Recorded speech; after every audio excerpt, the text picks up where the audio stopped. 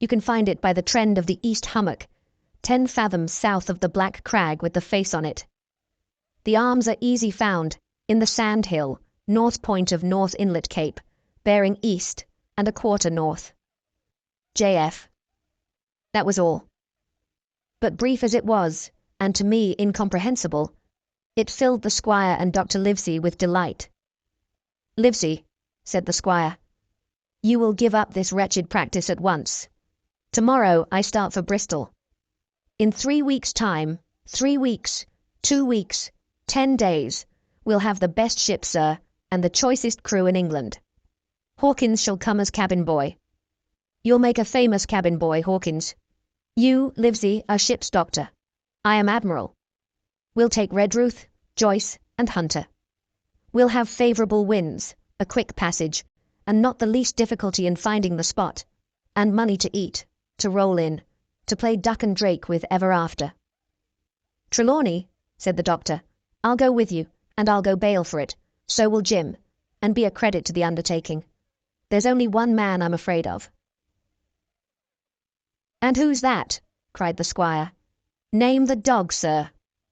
"You," replied the doctor, "for you cannot hold your tongue. We are not the only men who know of this paper.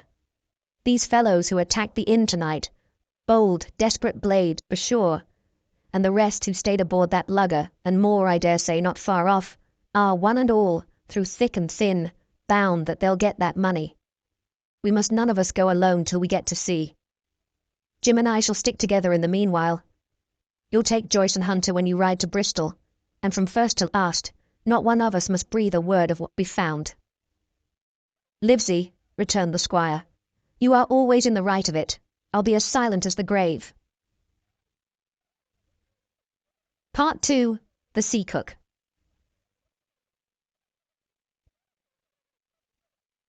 Chapter 7. I go to Bristol. It was longer than the squire imagined ere we were ready for the sea, and none of our first plans, not even Dr. Livesey's, of keeping me beside him, could be carried out as we intended. The doctor had to go to London for a physician to take charge of his practice. The squire was hard at work at Bristol, and I lived on at the Hall under the charge of old Redruth, the gamekeeper, almost a prisoner, but full of sea dreams and the most charming anticipations of strange islands and adventures. I brooded by the hour together over the map, all the details of which I well remembered. Sitting by the fire in the housekeeper's room, I approached that island in my fancy from every possible direction. I explored every acre of its surface. I climbed 1,000 times to that tall hill they call the Spyglass, and from the top enjoyed the most wonderful and changing prospects.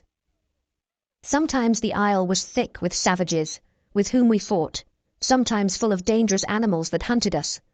But in all my fancies, nothing occurred to me so strange and tragic as our actual adventures.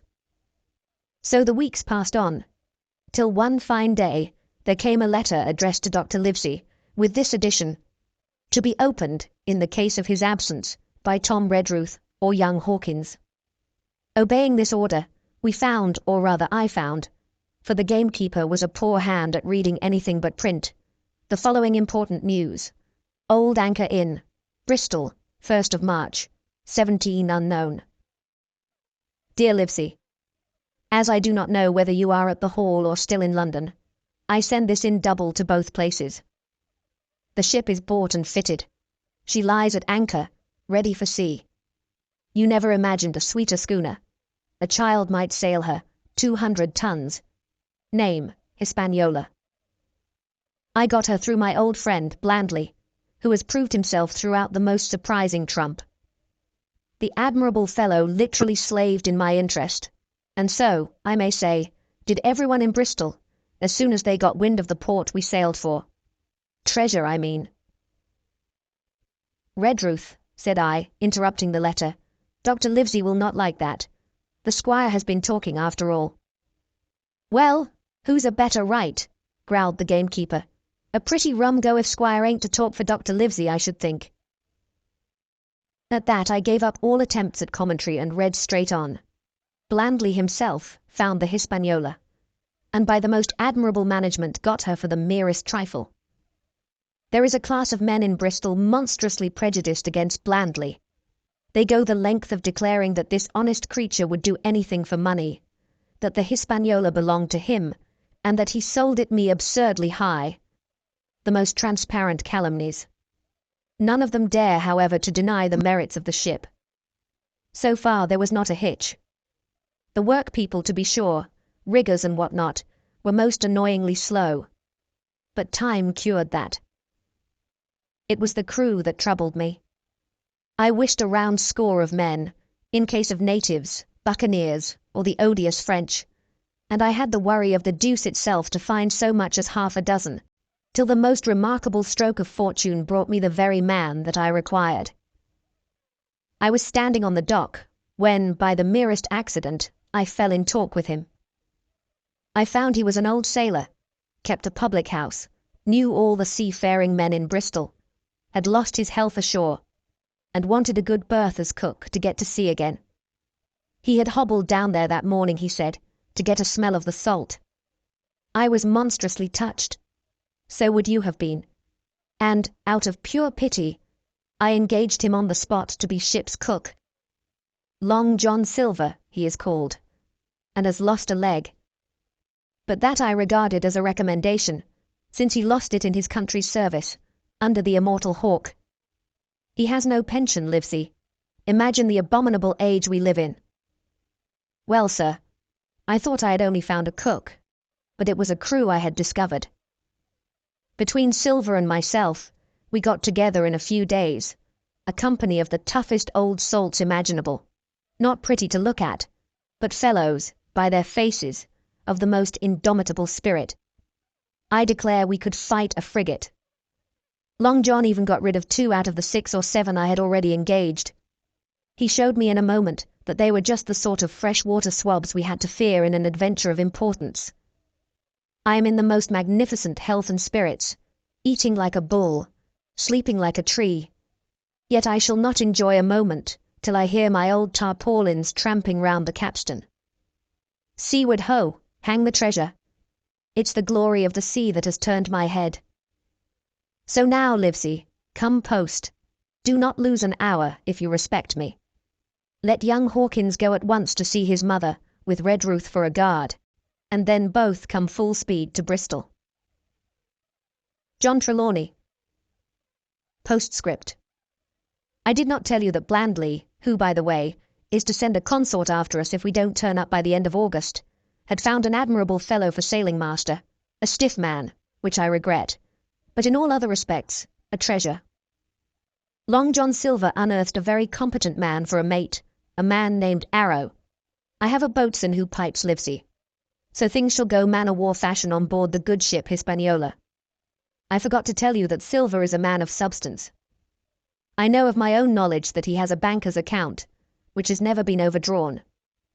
He leaves his wife to manage the inn, and as she is a woman of colour, a pair of old bachelors like you and I may be excused for guessing that it is the wife, quite as much as the health, that sends him back to roving. P.P.S. Hawkins may stay one night with his mother. You can fancy the excitement into which that letter put me. I was half beside myself with glee, and if ever I despised a man, it was old Tom Redruth, who could do nothing but grumble and lament. Any of the under gamekeepers would gladly have changed places with him, but such was not the squire's pleasure, and the squire's pleasure was like law among them all. Nobody but old Redruth would have dared so much as even to grumble. The next morning he and I set out on foot for the Admiral Benbow, and there I found my mother in good health and spirits. The captain, who had so long been a cause of so much discomfort, was gone, where the wicked cease from troubling. The squire had had everything repaired, and the public rooms and the sign repainted, and had added some furniture. Above all, a beautiful armchair for mother in the bar. He had found her a boy as an apprentice also, so that she should not want help while I was gone. It was on seeing that boy that I understood, for the first time, my situation. I had thought up to that moment of the adventures before me, not at all of the home that I was leaving. And now, at sight of this clumsy stranger, who was to stay here in my place beside my mother, I had my first attack of tears. I am afraid I led that boy a dog's life.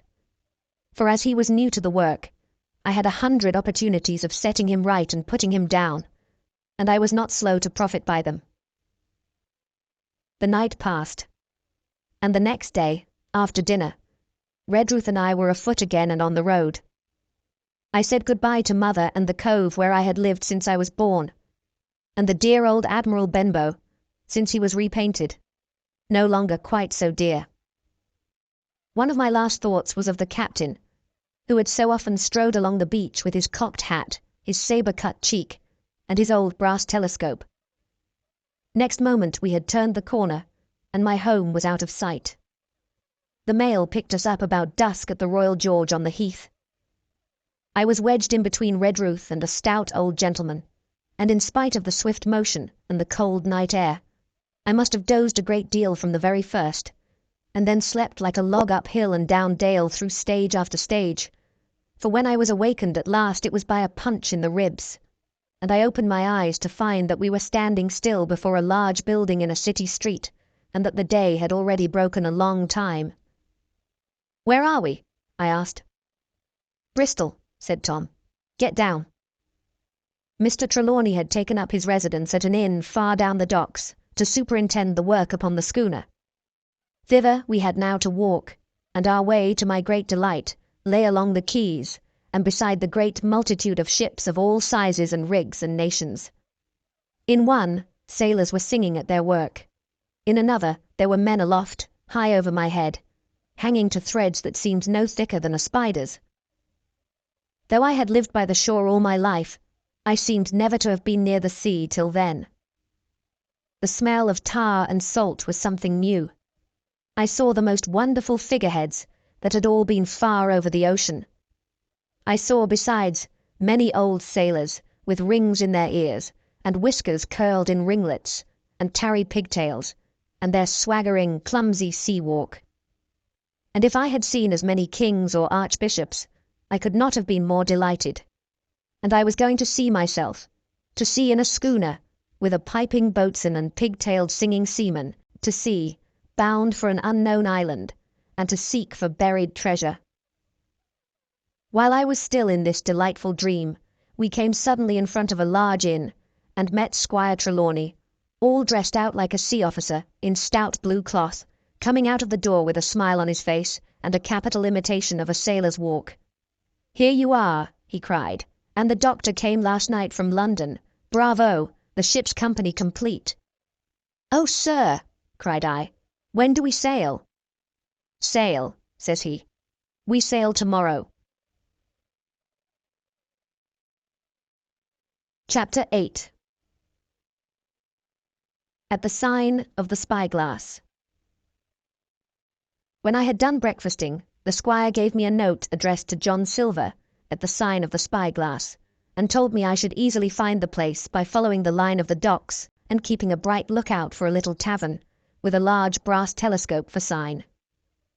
I set off, overjoyed at this opportunity to see some more of the ships and seamen, and picked my way among a great crowd of people and carts and bales, for the dock was now at its busiest, until I found the tavern in question. It was a bright enough little place of entertainment. The sign was newly painted, the windows had neat red curtains, the floor was cleanly sanded. There was a street on each side, and an open door on both, which made the large, low room pretty clear to see in spite of clouds of tobacco smoke. The customers were mostly seafaring men, and they talked so loudly that I hung at the door, almost afraid to enter. As I was waiting, a man came out of a side room, and at a glance I was sure he must be Long John. His left leg was cut off close by the hip, and under the left shoulder he carried a crutch, which he managed with wonderful dexterity, hopping about upon it like a bird. He was very tall and strong, with a face as big as a ham, plain and pale, but intelligent and smiling. Indeed, he seemed in the most cheerful spirits, whistling as he moved about among the tables, with a merry word or a slap on the shoulder,